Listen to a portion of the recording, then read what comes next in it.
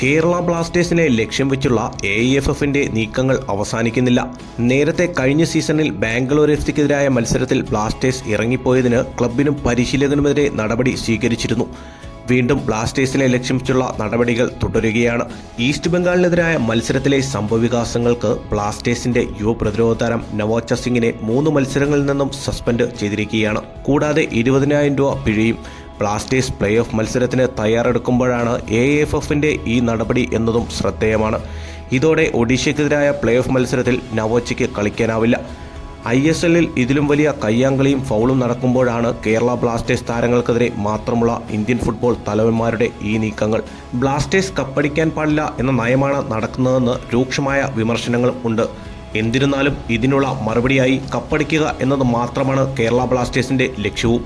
അതുവരേക്കും ഇതുപോലെയുള്ള ഏറ്റവും പുതിയ വീഡിയോസുമായി കാണാം. കാത്തിരിക്കാം. Talk by Haris.